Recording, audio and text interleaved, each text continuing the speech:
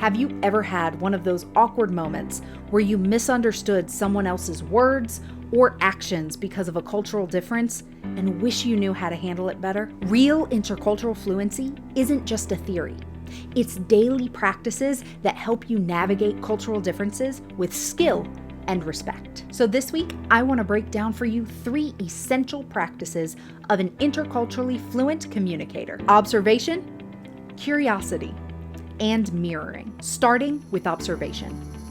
First, interculturally fluent communicators are skilled observers. They pick up on cultural cues even when they don't understand them yet. They notice what's happening beneath the surface. For example, they might notice body language, word choice, or a subtle shift in tone that might signal to a deeper cultural norm at play. Secondly, the interculturally fluent communicator maintains curiosity. Instead of jumping to conclusions, they ask intentional questions. They don't rest on assumptions based on their own cultural values. Here's a real-life example scenario. A colleague of mine led a multinational Spanish-speaking team. And in Spanish, the same word can mean different things depending on the cultural background you come from. One day, my colleague received an urgent project that their team needed to manage. So he approaches his teammate to assign them an urgent task. The teammate takes in the information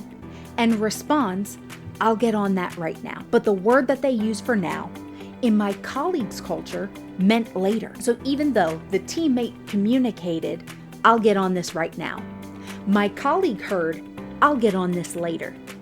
You can see where I'm going with this. Now, before jumping to the assumption that the teammate wasn't properly prioritizing the task, they decided to ask a question instead. They asked their teammate, "Does this word mean in this moment for you?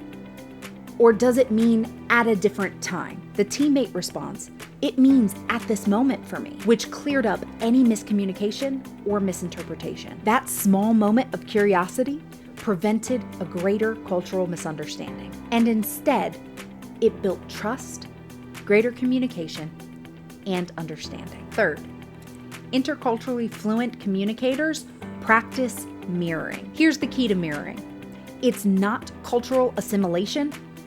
It's intentional adaptation. You adjust your verbal and nonverbal communication to better resonate with the cultural norms of your audience without losing yourself. For example, you might mirror someone's communication style, adopting more formal or indirect phrasing to help you better resonate with your audience and connect more effectively across cultures. These small intentional habits, observation, curiosity, and appropriate mirroring, turn potential conflict into deeper connection. They help you build trust, avoid costly misunderstandings, and bring out the best in diverse teams. This week, I want you to think about one conversation, either real or fictional, where you could pause your assumptions and ask a genuine question instead.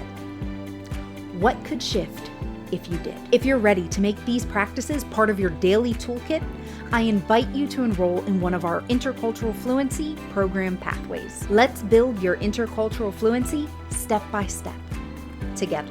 If this video resonated with you, please feel free to share it and stay tuned for our weekly content. See you soon.